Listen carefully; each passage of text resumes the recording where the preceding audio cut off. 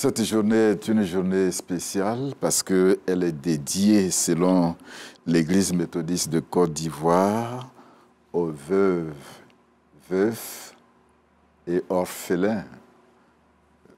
Et c'est vraiment un plaisir pour nous de partager ces instants avec vous parce que c'est une population très importante dans la vie d'une communauté.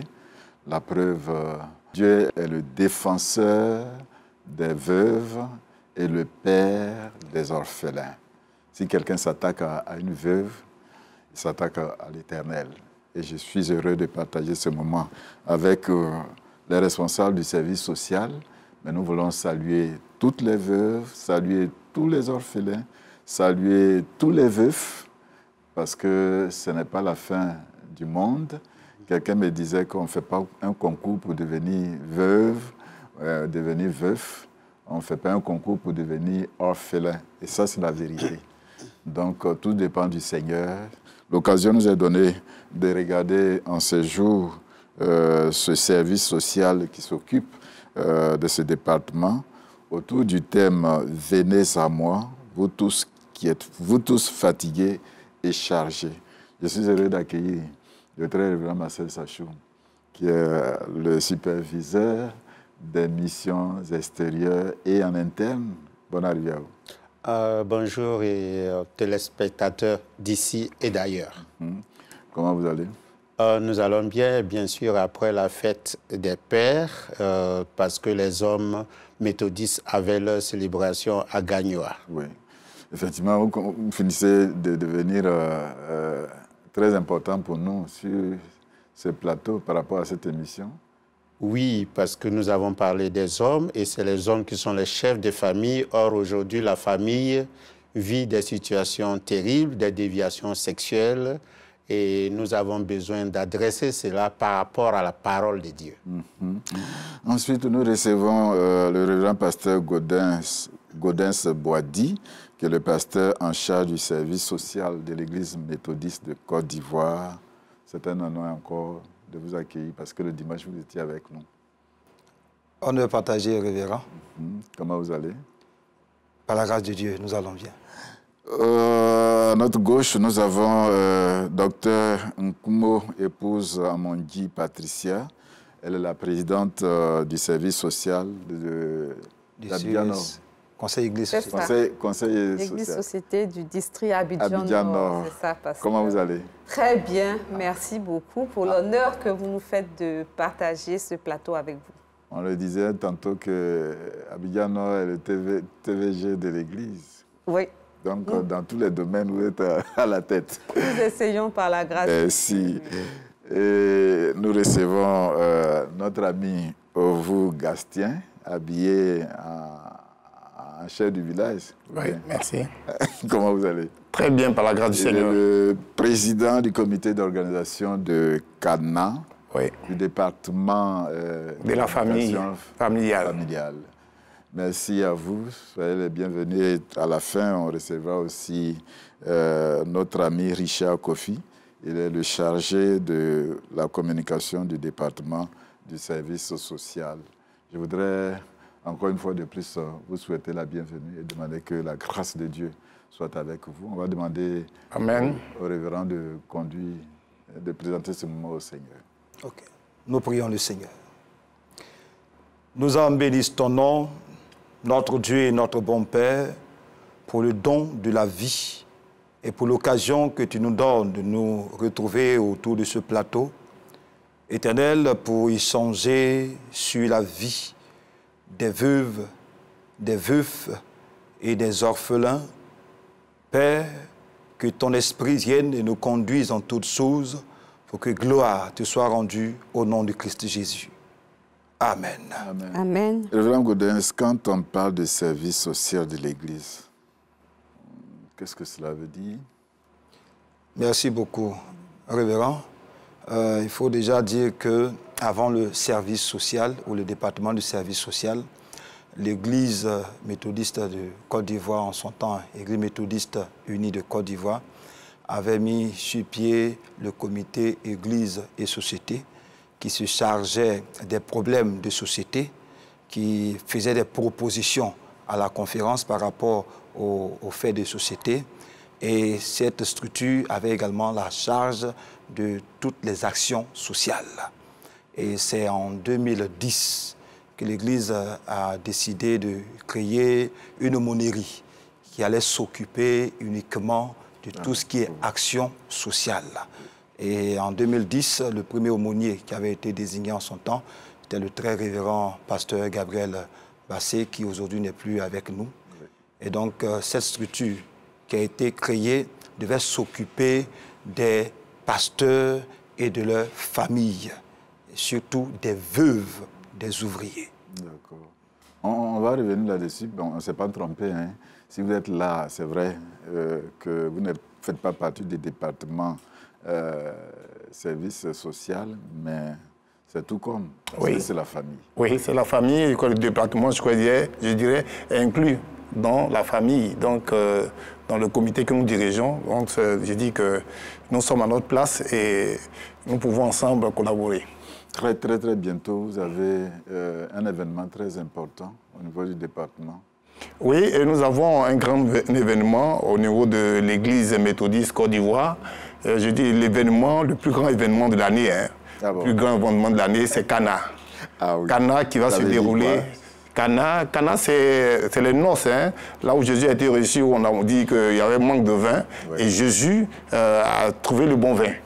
Et donc, nous serons à Yopougon et nous allons rassembler autour de 3000 personnes à Yopougon. Donc, partout en Côte d'Ivoire, dans tous les districts, les gens prendront des cars pour arriver à Yopougon. Et ça va être un moment pour nous d'honorer tous les pionniers, conseillers conjugaux, et avec à leur tête notre bishop Benjamin Boni, qui a été l'initiateur du COMIFA, Comité méthodiste de la famille. Voilà, donc l'honorer. Mais au-delà aussi, je dis comme ça, nous allons célébrer tous ceux qui sont en couple. Voilà, parce qu'être en couple, c'est pas facile. Vivre dans le couple, c'est pas facile. Donc, célébrer toutes ces personnes. Donc, vous voyez comment je suis vertu. On demanderait à toutes ces personnes qui viendront là-bas, que ces personnes soient bien vertues. Si tu n'es pas comme les enfants d'ici, tu n'es pas sapé, tu vas avoir honte. Il sera en uniforme? Non, pas d'uniforme. La tenue que tu as portée pendant la célébration de ton mariage, tu portes ça. Ah, d'accord. Voilà. Et donc, tous ceux qui viendront, vraiment, il faut être vraiment très bien vêtus. Et donc, nous venons présenter déjà l'exemple pour ceux qui ont l'âge de 50 ans, 60 ans, etc. Ils seront vêtus comme ça. Mais s'il y a un papa qui a 70 ans, qui veut se mettre en veste, en couplet veste, bon, ok, voilà. Et on lui demande de faire cela. Ah, et donc, ça va être une grande cérémonie festive. Il y aura la fanfare, on aura des grands artistes de renom au niveau de la vie chrétienne. On aura les chorales qui vont chanter. Et donc, ça va être un moment de joie. Les tickets sont en vente dans les différents districts. Ah, d'accord. Oui, les tickets. Oui, les tickets sont en vente dans les différents districts. Non, les tickets, quand vous venez, parce que quand on vient, il y a la nourriture. Je disais que nous avons autour de 3000 personnes à recevoir. Et donc, 3000 personnes à recevoir, il est vrai que nous-mêmes subventionnons le repas. Mais voilà, organiser, prendre 3000 personnes en charge, c'est pas facile. Donc, leur contribution, pour les couples, quand vous venez en couple, payez 5000 francs. Voilà, 5000 francs seulement, ça vous donne droit d'avoir la fanfare, de regarder les artistes, avec le bishop, etc., recevoir les enseignements, tout ça. Donc, pour 5000 francs. Mais si tu viens seul, tu vas payer 3000 francs. Voilà, donc dans tous les districts, les tickets sont en vente à Yopougon, où la cérémonie va se faire à Exode, à Exode de Sikoji. Voilà, donc la cérémonie va se faire là-bas. Là-bas aussi, les tickets sont vendus. Donc, nous disons que tous ceux qui viennent seuls paieront 3000 francs. Et ceux qui viennent en couple, ils vont payer 5000 francs. Voilà, nous demandons à tout le monde d'être là. Hein. Le directeur m'a dit qu'il y aura une marche. Oui, il y aura une marche qui va se faire. On a proposé de faire la marche depuis Figayo, non loin de Saint-André. Voilà, faire une marche depuis là-bas jusqu'avec des pancartes pour présenter tout ce que nous déplorons dans le cas de couple, c'est-à-dire les divorces, je dirais comme ça, je parlais de la pédophilie, etc., zoophilie, tout ça. Nous allons déplorer tout ça. Voilà, tout ce qui est perversité, voilà. Vous allez aller contre cela? Oui, nous allons contre cela, parce que cela détruit véritablement les familles. Voilà, donc qu'est-ce qu'il fait? Donc nous avons envoyé un orateur, notre orateur sera le révérend pasteur Beken Kokobé, on dirait comme ça, le fils... Vous n'avez pas besoin de le présenter. Oui, je dirais comme ça, le fils digne de Nyamadiès, voilà, qui sera notre orateur. L'honorable de Nyamadiès. Voilà, l'honorable de Nyamadiès. Donc il viendra nous dire comment nous protéger contre la perversité. Quelles sont les dispositions à prendre pour sécuriser nos différentes familles, papa, maman, etc. Mais au-delà, comment repousser cela? Voilà, pour que les chrétiens puissent vivre aisément. Sinon, je dis non pas que les chrétiens, mais dans le monde entier, les hommes puissent vivre vraiment aisément. On peut rappeler la date? Oui, la date est à retenir. Hein. Je dis à quelqu'un qui est en train de m'écouter, qui est en train de me regarder, de commencer déjà à écrire la date. C'est le 20 juillet. Le 20 juillet. Le 20 juillet à Exode, le 20 juillet 2024, c'est un samedi. Voilà, c'est un samedi, on sera avec le bishop. Le 20 juillet 2024, on sera à Exode en fanfare. Et donc, celui qui veut faire la fête, celui qui veut jubiler, celui qui veut danser, tout ce que tu veux voir, viens à Canaan, à Yopougon. On dirait comme ça, Canaan, c'est pour nous. Canaan, c'est pour nous tous. Voilà. Vous allez donner vos contacts si on a besoin de vous joindre simplement. Oui, nous donnons le contact, un seul contact, hein, pour ne pas que vous perturbez. Donc, je vais aller doucement. Le contact, c'est le 05 45 01 07 52. Voilà, donc je réponds rapidement. 05 45 01 07 52. Voilà, Canaan comme du jamais vu. Cana comme du jamais vu. Viens à Yopougon, tu vas avec le bishop, avec les pionniers de l'église, célébrer la famille. Il faut qu'on arrive à danser, à nous amuser. J'espère qu'on aura d'autres occasions, mais oui. Les invités, ou du moins ceux qui doivent participer, les célibataires. Oui. Les célibataires. Oui, c'est la famille, hein. Tous ceux qui répondent d'une famille sont invités. Voilà. Okay. Tu es célibataire, tu viendras dans la fête, Dieu pourra t'ouvrir les yeux sur quelqu'un, et puis comme ça, tu vas te marier. Merci bien. Merci bien. On va vous accompagner avec la chorale pour louer le Seigneur.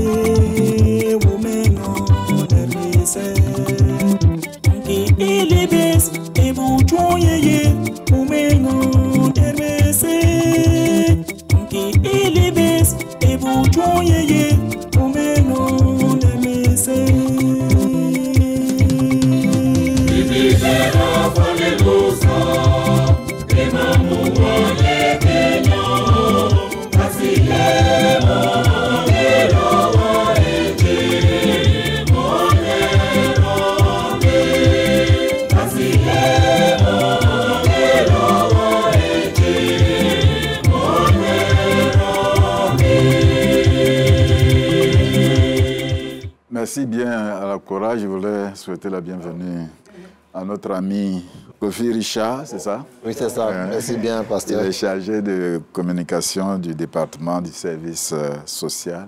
Oui, c'est ça. C'est un honneur de vous accueillir. Merci, pasteur. Par la grâce de Dieu, nous aussi, nous sommes contents d'être là pour la cause de la veuve et de l'orphelin. D'accord. Nous allons regarder cet élément et puis on revient sur le plateau pour discuter avec le très révérend. Expliquez-nous, Nicolas. Les députés espagnols viennent d'adopter une loi pour faciliter le changement de sexe à l'état civil. L'Espagne va devenir le pays d'Europe où ce changement sera le plus simple. Oui, la loi espagnole va permettre à chacun de changer de sexe sur ses papiers d'identité sur une simple demande à la mairie. Il faudra juste renouveler la demande 2 fois pour éviter les décisions sur un coup de tête. Mais pour le reste, il ne sera plus nécessaire de passer devant un tribunal, ni d'avoir commencé un traitement médical, ni même d'avoir commencé à changer d'apparence. Bref, il n'y a plus de conditions, plus rien à justifier. Tout homme peut devenir femme et toute femme peut devenir homme, et cela dès l'âge de 16 ans, et même 14 ans avec l'autorisation des parents, et même dès 12 ans, mais pour le coup en passant devant un tribunal. C'est ce qu'on appelle l'autodétermination de genre. La loi entrera en vigueur dans quelques semaines après son adoption au Sénat. Est-ce que c'est une première en Europe ? Alors presque, mais pas tout à fait. Le Danemark, depuis 2014, accorde aussi le droit aux personnes transgenres de changer de sexe presque aussi facilement. L'Écosse s'apprête à voter un texte identique. Jusqu'à présent, la loi britannique permettait de changer de sexe en fournissant un certificat médical pour attester de ce qu'on appelle une dysphorie de genre, c'est-à-dire une souffrance liée au fait de ne pas se sentir dans son genre officiel. En Écosse, donc, cette obligation va disparaître. Une simple déclaration permettra d'obtenir un nouveau certificat de naissance. Cette loi ne fait pas l'unanimité. Des féministes estiment que si l'on nie le sexe, alors on nie aussi les inégalités sexuelles et donc on fait reculer le combat des femmes. C'est par exemple ce que défend l'Écossaise d'adoption la plus célèbre, J.K. Rowling, l'auteur d'Harry Potter. Et en Espagne, il y a exactement le même débat très vif. En France, que dit la loi ? Alors en France, on peut changer de prénom et de sexe, mais à plusieurs conditions. La première, c'est qu'il faut être majeur. La seconde, c'est qu'il faut prouver que son genre officiel ne correspond pas à sa réalité. Il faut déjà avoir changé de prénom, ou bien il faut être connu de son entourage familial et professionnel sous le sexe que l'on revendique, ou bien encore il faut se présenter physiquement comme appartenant au sexe que l'on désire se voir assigner. Bref, la loi française demande qu'un homme qui veut devenir femme ressemble déjà un peu à une femme ou s'habille comme une femme. Et in fine, c'est le tribunal de grande instance qui tranche. En revanche, depuis 2016, il n'est plus nécessaire d'avoir commencé un traitement médical ou un traitement hormonal. Ces traitements qui, eux, sont accessibles à tous, y compris aux mineurs. Voilà, c'est le paradoxe. La loi encadre le changement d'état civil, mais elle n'encadre pas le changement de sexe physique. Les traitements hormonaux ou les opérations chirurgicales relèvent de la seule décision d'un médecin à qui on demande de s'assurer du consentement éclairé des mineurs. Et les parents de ces mineurs concernés s'étonnent souvent de voir que leurs enfants peuvent très vite et assez facilement se voir prescrire des actes médicaux qui parfois sont irréversibles. Une récente enquête du Journal du Dimanche montrait que le nombre d'adolescents qui entament une conversion explose en ce moment. Les consultations spécialisées dans les hôpitaux français ne reçoivent plus que sur liste d'attente. Ils sont débordés. Majoritairement, ce sont des jeunes filles qui consultent pour qu'on les aide à devenir des garçons. La Suède a été le premier pays au monde dès 1972 à reconnaître les personnes transgenres et à les assister médicalement. Mais justement, la Suède est aussi le premier pays qui recule actuellement. Le nombre des diagnostics pour troubles liés au genre avait augmenté de 2000% en 10 ans. Et finalement, donc, le pays a décidé désormais de ne plus accorder de traitements hormonaux aux mineurs. Très révérend. Mais avant qu'on ne vous passe la parole, comme j'ai maman à côté de nous, comment vous trouvez cet élément? Pour moi, c'est une abomination. Franchement, je pense que nous sommes en train de perdre pied, de perdre les bases même de la nature humaine. Et pour moi, c'est vraiment une abomination. Très bien. Nous sommes dans une société qui est en train d'aller vers la fin des temps. Déjà, à l'origine, il y a beaucoup de films qui nous présentent, aux enfants, les films d'enfants où on joue le rôle de femme ou de homme. Déjà, on prépare. Déjà, l'enfant, à sa naissance, a préféré faire un choix pour son sexe. Et donc, quand ça évolue, ça peut arriver à ce niveau qu'on arrive à une situation mature. Par rapport à notre morphologie, de dire je préfère, parce que j'ai la rondeur d'une femme en tant qu'homme, ou bien j'ai la physionomie d'un homme, même si je suis femme, alors je préfère choisir et je préfère qu'on change mon identité avec les documents officiels. Maman vient de dire que c'est vraiment une déchéance. Oui, c'est une déchéance, c'est une perversion de ce siècle, c'est une abomination, c'est une relation contre nature. La Bible appelle cela donc pas seulement l'homosexualité, mais nous avions déjà connu les choses de pédératie, on appelait dans le temps pédé. Il y a donc la zoophilie, il y a la pédophilie, la zoophilie, l'inceste, la prostitution, des choses semblables. Lorsqu'on parle de Paul dans Galates chapitre 5, verset 21. Mais on n'est pas seulement à ce niveau-là, ce n'est pas maintenant que la chose se passe. Il faut repartir très loin dans la Bible avec Noé, Genèse chapitre 6. Les enfants des dieux et les enfants des hommes se sont mis ensemble. Et c'est ça qui a valu donc le déluge. Après, on va arriver à Genèse chapitre 19 où il était question de Lot qui va recevoir les anges qui sont en train de passer. Et ils ont voulu connaître ces anges-là sexuellement. Quand vous lisez la Bible, le mot dit connaître, c'est connaître sexuellement. Et Job, comment ça dit? Lot a dit non, c'est pas possible, j'ai 2 filles qui sont ici. Au lieu d'aller relation homme-homme, c'est mieux de les prendre, d'abuser d'elles, je préfère. Et donc, c'était déjà là depuis l'Ancien Testament. Il faut aussi dire que dans la Bible, les rois avaient des harems, c'est-à-dire beaucoup de femmes qui étaient gardés par des hommes castrés. Mais ça n'a pas suffi. Ces hommes étaient castrés. Mais ça n'a pas suffi pour montrer leur puissance, pour montrer leur virilité. Ils ont préféré aller avec des hommes pour dire que nous sommes puissants. Nous avons acquis un certain pouvoir. Ceux-là sont nos esclaves. Au lieu d'avoir des femmes, ceux-là sont nos esclaves, on les a acquis. On peut faire d'eux tout ce qu'on veut. Et pendant les 2 guerres passées aussi, il y avait cela. Pour aller en guerre, pour avoir la victoire, il était possible donc de prendre des gens de même sexe. Comme ça, ils n'étaient pas troublés par « oh, mon partenaire ou ma partenaire n'est pas là ». Ils étaient partis pour gagner. Mais chaque fois qu'ils ont perdu, on les a brimés, on les a exterminés. En regardant cet élément, on voit que c'est les jeunes gens. Et on a même dit que les filles, le nombre est important. Ils attendent à opérer le choix. Ils opèrent le choix, mais souvent on les prépare, soit même que les parents les préparent. Par exemple, vous arrivez dans une famille... Je veux dire c'est une dégradation. Je veux dire la famille doit être... Dépravation des mœurs. Et la famille, souvent, les gens sont complices. C'est-à-dire, souvent, nous prenons nos enfants, les petites filles, on les habille comme garçons. Si vous l'habillez comme garçon, c'est sûr qu'à la fin, il va chercher à devenir garçon. Il va commencer à s'habituer aux garçons plus qu'aux filles qui sont de son âge. Et c'est ça. C'est une préparation. Mais j'ai dit, nous sommes en train d'entrer à la fin des temps. Il y a 3 choses importantes. Il y a d'abord le pouvoir, la recherche du pouvoir. Donc, aller avec le sexe, le même sexe, c'est acquérir un pouvoir, comme les rois pouvaient le faire sur leurs esclaves. Et l'argent, pour avoir l'argent, certaines personnes veulent avoir un poste onéreux que les ONG, que certaines structures internationales offrent. Si vous avez mis dans votre cursus, je vais dire, autre, c'est-à-dire on met mâle, femelle ou autre. Si vous avez mis autre, alors vous êtes susceptible d'avoir le poste qui convient. Donc c'est pour l'argent. Et puis c'est par le sexe que cela passe. Donc pouvoir, argent et sexe. C'est des choses qui se marient. Et derrière l'homosexualité, donc il y a les gens qui viennent dans le monde finissant ainsi, on les appelle les gens qui sont forts, des gens qui veulent dominer le monde. Et donc, ils viennent pour dominer ce monde à partir de leurs pratiques. Vous voyez? Donc, il faut voir... Quel est l'appel à lancer d'abord aux jeunes gens, aux jeunes filles? Quel est l'appel à lancer? C'est d'abord toucher nos familles, pères et mères, qui sont des chrétiens. La Bible dit, et j'aime des expressions comme ça, il dit, des gens font ceci, mais toi, tu ne le feras pas. Deutéronome chapitre 18.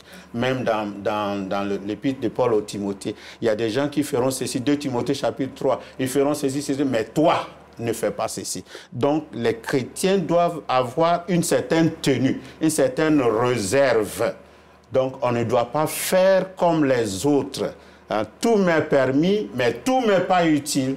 Tout m'est permis, mais je ne me laisserai pas asservir. Ça, c'est pour les jeunes. Nous lisons cela. Et donc, il faut vraiment tenir compte. Dans 1 Jean chapitre 2, versets 15 et 17, il est clair, la parole de Dieu dit « N'aimez pas le monde, parce que le monde passe et sa convoitise aussi. J'espère qu'on continuera toujours ce débat parce qu'on a besoin de sensibiliser et continuer de sensibiliser.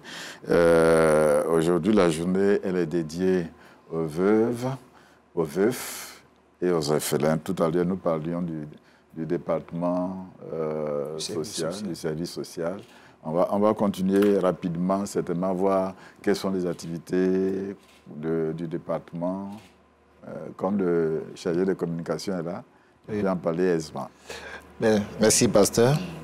Oui, au niveau de l'église méthodiste Côte d'Ivoire, le bishop de Côte d'Ivoire. L'église méthodiste de Côte d'Ivoire, voilà, la nouvelle appellation. L'église méthodiste de Côte d'Ivoire, nous voulons remercier le bishop Benjamin Boni qui a fait la bataille du social un élément catalyseur pour l'évangélisation. Et nous savons que John Wesley a conquis le monde à travers aussi le côté social. Donc c'est important de baser l'évangélisation aussi sur les actes que nous posons qui peuvent avoir des impacts. Et comme acte, aujourd'hui, la journée de la veuve, aujourd'hui 23 juin, la veuve, le veuf, l'orphelin, nous sommes tous ces personnes-là en suicide. Si aujourd'hui nous sommes mariés, demain nous pourrons être veufs. Si nous sommes une mariée, nous pourrons être veuves. Si nous avons des parents, demain nous pourrons être des orphelins. On a dit on ne fait pas un concours. Voilà. Et donc, voilà, nous tous, nous sommes concernés par cela. Et en ce jour du 23 juin, normalement, chaque chrétien, en se basant sur John Wesley, doit pouvoir poser une action, doit pouvoir se dire, mon semblable qui est dans cette situation, c'est moi aussi. Qu'est-ce que je peux faire pour l'aider? Lorsque nous voyons ces inondations aujourd'hui dans Abidjan et à travers la Côte d'Ivoire, nous pleurons, mais nous imaginons la veuve qui n'a pas son mari, les orphelins qui n'ont pas les parents.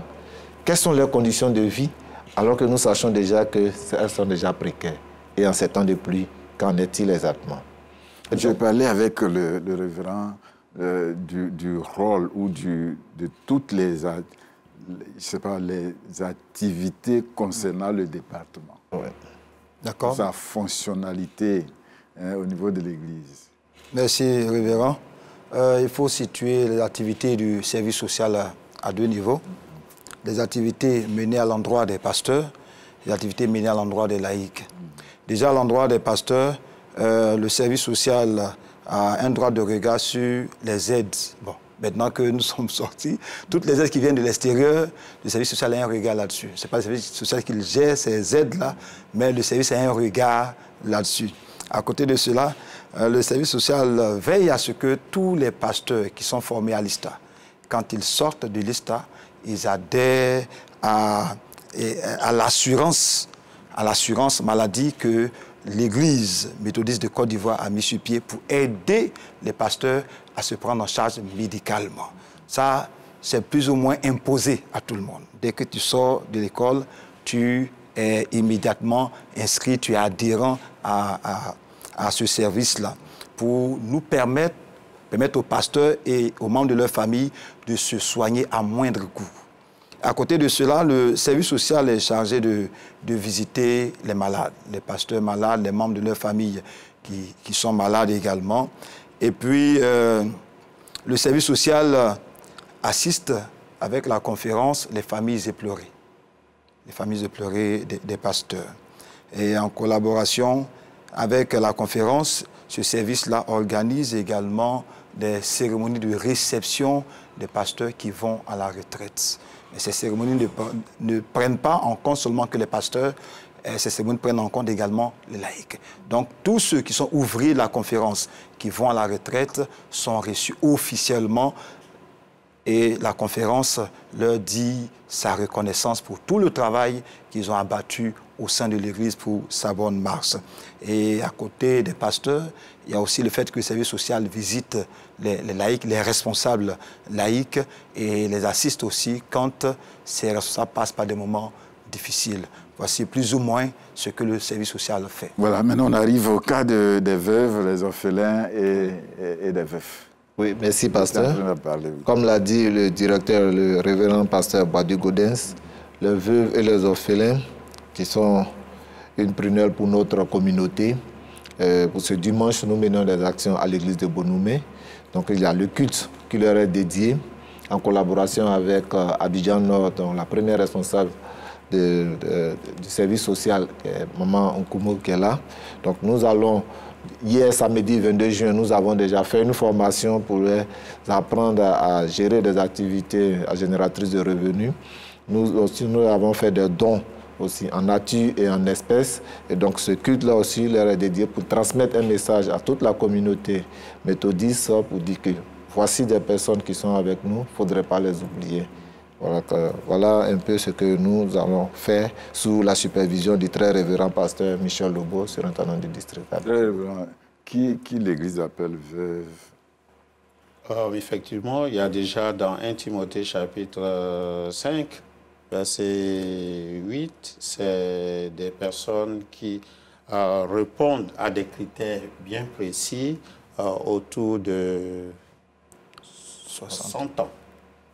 Des personnes qui ont déjà vécu une vie spirituelle et une vie familiale réglée.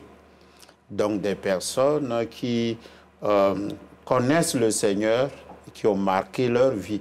Ces personnes sont dignes d'être assistées. C'est de cela qu'il s'agit quand on parle de la femme d'un prophète qui était veuve, qui n'avait rien, à qui on a apporté de l'assistance. On lui a demandé, est-ce que tu as un peu d'huile? Elle a dit, non, je n'ai que ça. Et puis le miracle s'est fait. Elle a dit, mon mari avait des dettes qu'il ne pouvait pas. Et bon, l'homme de Dieu a dit, qu'est-ce que tu as? Voilà ce que j'ai. Et puis bon, le prophète a fait le miracle. Donc, c'est une certaine catégorie de femmes pieuses, connaissent le Seigneur, ont vécu dans une certaine vie spirituelle à qui on apporte l'assistance. Mais ici, l'Église va un peu au-delà de ça.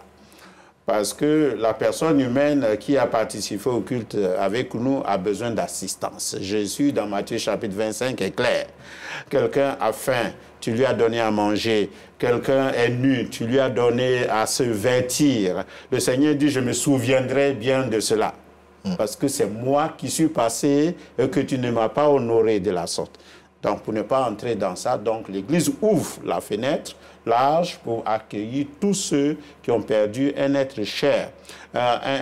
Quelqu'un qui apporte du soutien, qui apporte du soutien aux personnes qui ont une vie difficile, qui passent par une vie difficile. Ça arrive pour tout le monde. Nous tous, nous sommes exposés, potentiels veufs ou veuves, potentiel orphelin. Donc, il est bon que l'Église manifeste sa générosité et sa charité. C'est en ce moment-là qu'on peut reconnaître que nous sommes enfants de Dieu. Vous voulez ajouter quelque chose par rapport à ça? C'est bon? Ça va. Je suis en train de continuer dans ce sens-là. Quand on est jeune fille, qu'on a perdu son mari, est-ce qu'on est obligé de rester là, même si quelqu'un vient vers vous? Vous pouvez... Oui, bien sûr. Vous pouvez aller? Le pasteur peut bien répondre. Le pasteur peut bien nous éclairer. C'est le départ de l'un ou de l'autre des partenaires qui donne droit. Voilà. À un homme ou à une femme d'aller vers une autre personne. Donc, il ne faut pas donc rester là à brûler. La Bible dit au lieu de brûler. Donc, voilà. Donc, il y a un lien qui a été rompu par quelque chose d'inattendu, c'est la mort. Donc, vous pouvez vous refaire. Et aujourd'hui, il y a des très jeunes veuves ou des très jeunes veufs aussi. Ça arrive, donc il n'y a pas un carcan sur lequel on doit se mettre à dire non, mon mari, je l'ai trop aimé, ou ma femme, je l'ai trop aimé. Si nous sommes en train de brûler, il vaut mieux. Mais il faut respecter la ligne, la discipline. Et vous ne pouvez pas perdre quelqu'un et puis en 3 mois, vous accoupler. c'est comme si c'est préparé déjà, vous avez quelqu'un en vue. Il faut au moins, l'église, il faut au moins 1 an. C'est pas seulement les jeunes filles, hein, c'est les hommes aussi. Les hommes aussi. Oui. Il faut au moins 1 an pour voir que, bon, le monsieur, quand même, il est passé par un temps et puis il a pris le temps de mûrir. Parce que ce n'est plus avec n'importe qui. Vous avez des enfants d'un premier lit. Il ne faut pas s'engager avec quelqu'un qui va vous faire vivre le pire. Dans la frivolité, vous allez partir et puis ça va être difficile. Au niveau du département, c'est seulement les veuves des pasteurs, des orphelins. Ça peut élargir à toute la communauté? Si, mais au niveau du département, déjà on a commencé avec les veuves des ouvriers. Mais l'Église sensibilise les districts pour que déjà au niveau des districts, il y ait déjà les comités, les conseils Église et société. Et ce sont ces conseils-là qui sont, je dirais, la relève. Le relais entre la conférence et puis les églises locales. Et je suis heureux de recevoir Maman Kumo pour nous aider à avoir l'expérience d'Abidjan Nord, comment organiser la prise en charge, le soutien des veuves et des orphelins. C'est cela? Oui. Oui. Alors, merci, pasteur, très révérend. Et c'est un plaisir donc pour nous d'être là parce que nous avons commencé quelque chose depuis 2022. Notre expérience a été une joie pour toute l'équipe parce que ce que nous avons vécu nous-mêmes en tant que personnes vivant avec d'autres personnes a été difficile. Voilà. Donc, on a essayé de mettre en place une organisation. C'est vrai que les CES existaient, c'est vrai que, OK, on parlait de la veuve et de l'orphelin, mais pour que nous puissions mieux nous occuper des veuves et des orphelins, il a fallu mettre en place un processus d'écoute, de partage avec ces veuves-là. Et dès que nous avons pris donc, le poste en 2022, la direction, donc, notamment le très révérend Lobo, nous a demandé de nous occuper des veuves et des orphelins. Donc, notre première mission a été de mettre en place dans les églises locales des structures qui puissent déjà répertorier les veuves au niveau local. Et nous avons, avec cette base-là, essayé de les convaincre à participer avec nous dans la mise en place d'un processus et d'un programme de formation. Donc, ces veuves-là, je parle des veuves, je reviendrai aux orphelins plus tard. Donc, ces veuves-là ont été prises en charge. Nous avons pris en charge 44 veuves. Quand je dis pris en charge, en termes de formation. Parce que pour nous, l'essentiel, c'était de pouvoir leur donner un certain bagage, de sorte à pouvoir gérer un petit commerce, une petite activité et permettre qu'elles soient autonomes. Donc, nous avons commencé avec, nous avons pris certaines veuves dans chaque circuit, à l'époque, les circuits. Et donc, ces circuits-là, nous ont présenté des veuves. C'était ouvert à tout le monde, hein. C'était ouvert à toutes les veuves. Peut-être qu'à l'époque, tout le monde n'avait pas l'information, donc c'était un peu difficile. Mais toutes celles qui sont venues ont été prises en charge, donc qui ont été formées. Et en 2023, donc, on leur a donné leurs attestations. Et nous sommes dans le processus de trouver des fonds pour leur permettre de mener les activités. Parce que c'est bien de les former, c'est bien de leur donner les capacités. Maintenant, il faut pouvoir leur donner un petit moyen qu'elles vont pouvoir fructifier pour pouvoir se prendre en charge vraiment aisément. Et puis, donc, Dieu aidant, cette activité a pu se faire. Aujourd'hui, comme je vous le dis, nous attendons des fonds pour pouvoir les aider dans ce sens-là. Et nous avons aussi, donc, la partie orphelin. Et pour la partie orphelin, nous avons mis en place le programme, disons le projet Samuel. Nous sommes partis sur la même base, c'est de pouvoir répertorier les orphelins, mais les orphelins nécessiteux, donc vulnérables, que nous avons mis dans un programme et que nous aidons année après année à prendre en charge la scolarité. Il s'agit de la scolarité. Nous aurions tellement voulu faire plus, c'est-à-dire nous occuper aussi de la partie santé de l'élève, parce que nous savons bien qu'un élève qui est mal portant ne peut pas suivre les cours, donc par la suite, nous avons quand même quelques petites faiblesses au niveau scolaire. Mais nous n'avons pas pu arriver à ce niveau. Ce que nous avons fait, c'est de mettre en place un processus de sorte que nous avons des rencontres avec nos orphelins, des rencontres trimestrielles, avec les orphelins, avec les parents des orphelins, pour voir les difficultés et voir si c'est possible de pouvoir les mettre en contact avec des jeunes étudiants qui pourraient leur donner l'aide, leur apporter l'aide pour leurs études. D'ailleurs, nous avons eu, sur nos 10 candidats au CEP, nous avons eu quand même 8 qui ont réussi au CEP brillamment. Et puis, nous avons fait 100% au BPC. Bravo. Donc, vraiment, gloire à Dieu pour ces enfants-là qui nous ont fait vraiment beaucoup d'honneur, de bonheur en nous offrant ces résultats. Nous avons des candidats au bac et nous espérons vraiment pouvoir les accompagner. Nous avons eu des candidats au supérieur et j'utilise ce canal-là pour dire vraiment merci à l'université qui nous a offert des places pour nos orphelins de l'université méthodiste, oui. Et aujourd'hui, nous avons donc des étudiants qui sont inscrits donc à l'université méthodiste grâce à cette collaboration-là. Nous avons aussi des personnes, des enfants, des jeunes que nous prenons en charge qui sont en insertion professionnelle. Donc, dire merci aussi à quelques paroissiens qui nous ont aidés à pouvoir insérer ces jeunes-là. Voilà ce que nous essayons de faire. Et le programme Samuel compte sur les paroissiens. Nous n'avons personne d'autre que les paroissiens. Ce sont les paroissiens du district qui nous aident, qui financent ce programme et qui nous permettent, en début de chaque année, de pouvoir aider à hauteur de 50 000 francs tous les enfants du primaire, du collège et du lycée. C'est vrai que c'est très peu, surtout pour les lycéens, mais c'est déjà un pas. Et puis pour tous ceux qui sont au supérieur, nous donnons quand même 100 000 francs. Et pour tous les élèves, nous donnons quand même un petit kit scolaire avec des stylos, des cahiers, des livres, du papier rame et tout ça. Voilà. C'est le lieu de lancer l'appel, parce que ça suffit. Merci, pasteur. C'est ce que j'allais faire, d'ailleurs, parce que à partir de juillet, nous allons passer à la phase active du programme, du projet Samuel, puisque le projet Samuel rentre dans le grand groupe du programme Naomi. Donc, c'est un sous-chapitre, j'allais dire, du programme Naomi.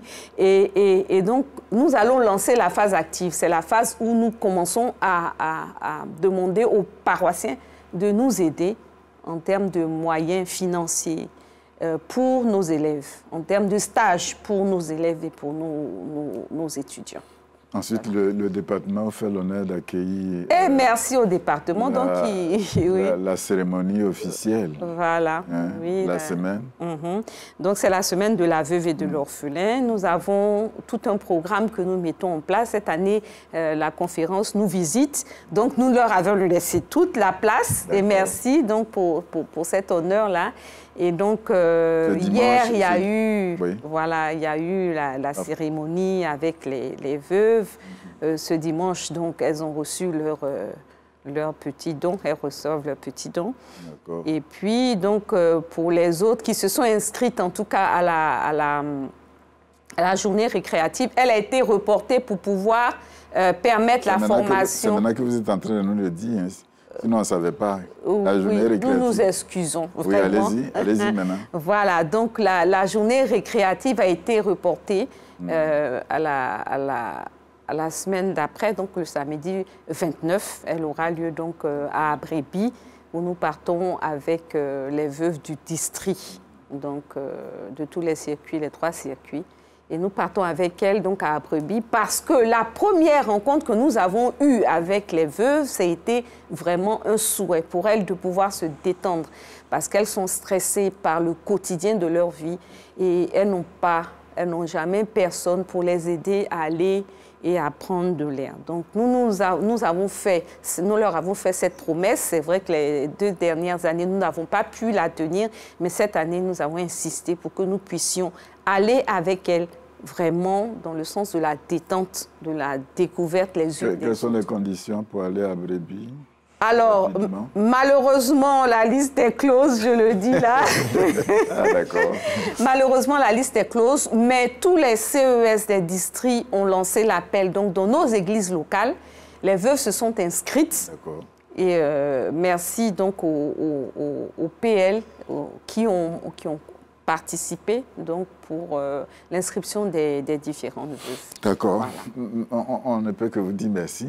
Oui. C'est que vous pouvez donner votre contact rapidement. Alors, on a 3 contacts, dont le mien, c'est le 07 07 09 02 44. Et nous avons 2 autres contacts que vous pouvez prendre aussi, le 07 07 23 21 03 et le 07 09 65 43 93. Merci bien. C'est vrai que le temps ne nous suffit pas, mais il est important qu'on regarde quand même le thème. Venez. Venez à moi, vous tous, fatigués et chargés. Je sais que dans toutes les communautés méthodistes, on en parlera, mais on ne peut pas partir d'ici sans ébaucher cela quand même. Très bien, le révérend Gaudens. Merci beaucoup, révérend. Venez à moi, vous tous fatigués et chargés. Tel est le thème que la conférence nous propose pour ce jour. Et ce thème est un appel. D'abord, un appel au salut. C'est le Seigneur Jésus qui appelle tous les êtres humains. C'est autour de Matthieu. Matthieu 11, Matthieu 11. Verset, le passage, c'est Matthieu 11, 25 à 30. Oui, c'est ça. Mais le verset de référence ou de méditation, c'est le verset 28. Dans Matthieu 11, verset 28.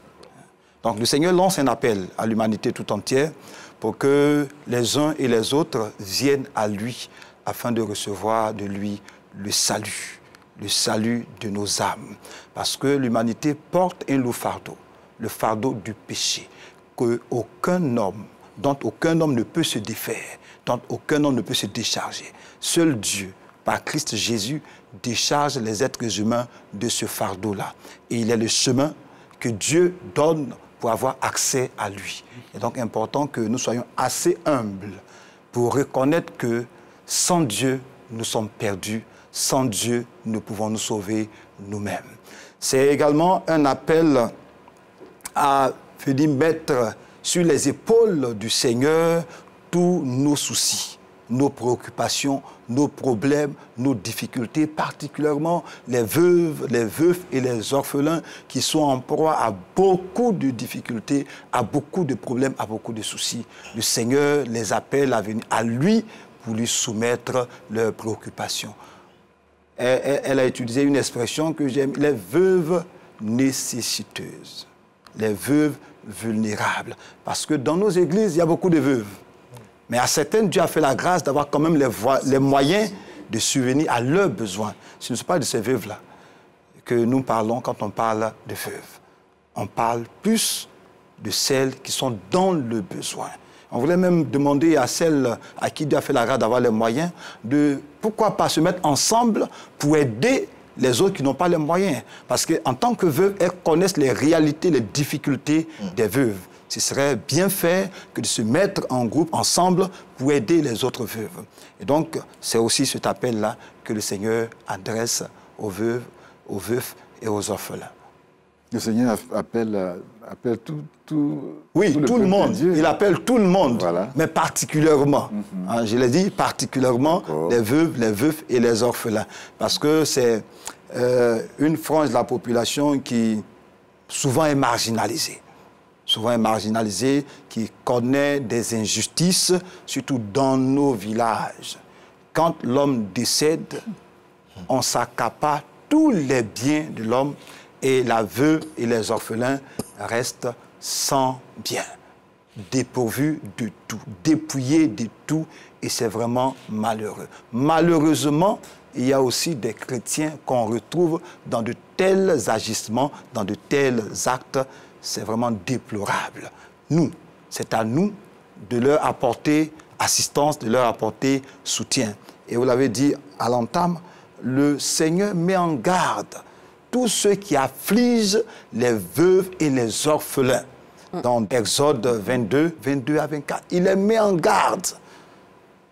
Il dit de ne point les affliger, Parce que quiconque afflige la veuve et l'orphelin verra son épouse devenir veuve et ses enfants devenir orphelins. Donc nous gagnerons à nous occuper de ces personnes, à prendre soin d'elles, à les aider à être épanouies. Déjà, l'exemple d'Abidjan Nord doit nous inspirer et nous voulons sensibiliser tous les districts de l'Église méthodiste de Côte d'Ivoire à suivre cet exemple-là, ou à trouver un modèle d'organisation pour aider les veuves, les orphelins et aussi les veuves. Mais très révérend, est-ce que la nation ivoirienne n'est pas intéressée par rapport à cet appel?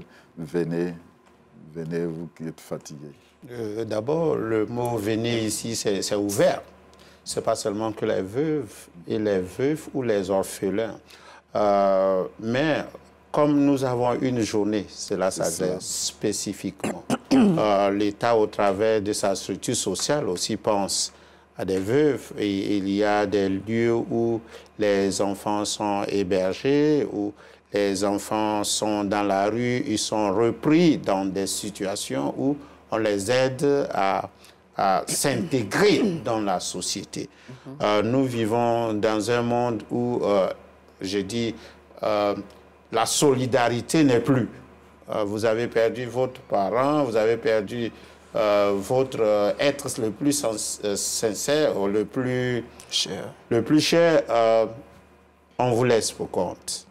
Et donc, il faut que l'Église fasse, mais l'Église aussi avec l'État. Nous allons ensemble dans ce domaine, parce qu'à chacun de nous, on demandera un compte. C'est peut-être Jésus qui passe par là, que nous n'avons pas aidé à se vêtir, à avoir du pain.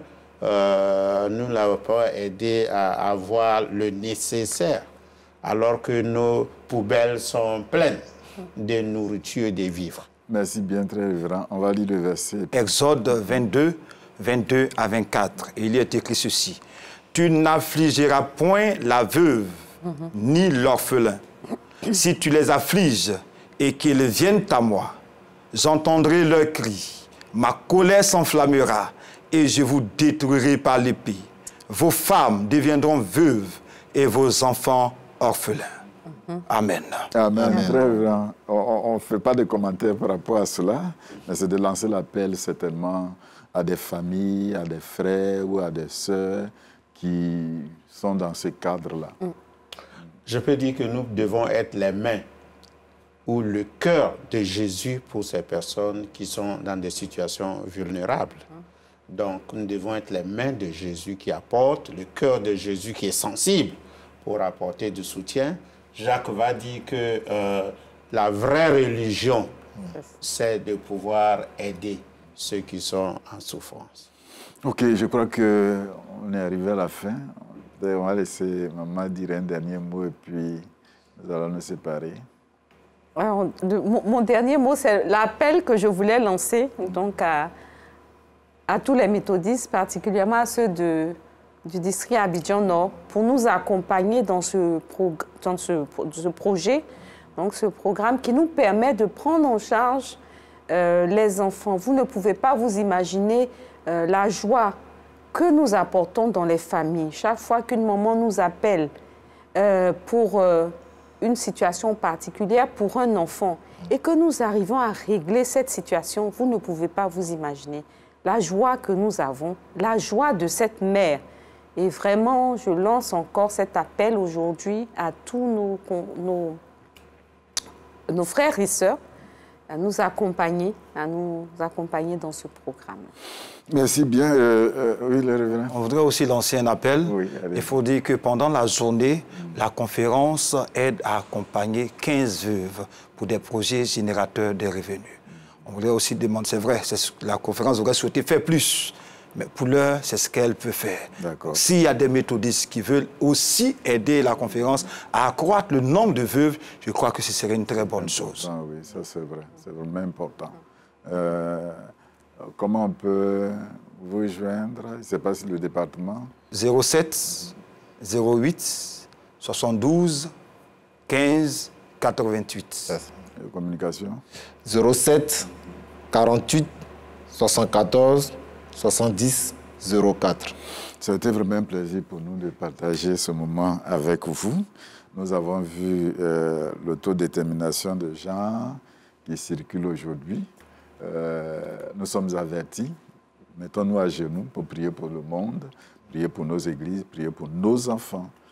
Et je crois que Dieu est à l'heure. Merci à Dr Nkumo, épouse Amangui Patricia, qui est la présidente d'Abidjan Nord. Merci à vous. Merci aux chargés de communication. Merci aux deux révérends, au très révérend Marcel Sachou, qui désormais qui est à côté de nous pour nous accompagner. Une sa maison. Merci aussi au révérend Guadi, qui est le responsable du département. Que le Seigneur vous bénisse. Certainement, on va se retrouver le dimanche prochain. Mais d'ici là, que la grâce de Dieu accompagne chacun de nous. Et nous sommes heureux que cette journée, elle est une journée belle. Tous ceux qui sont autour de bonnes mains. C'est ça, l'Église méthodiste de bonnes mains. Ils peuvent faire maintenant le mouvement dans quelques 30 minutes. C'est ça. On a le culte. Ainsi que le Seigneur vous bénisse. Amen. Amen. Amen. Amen.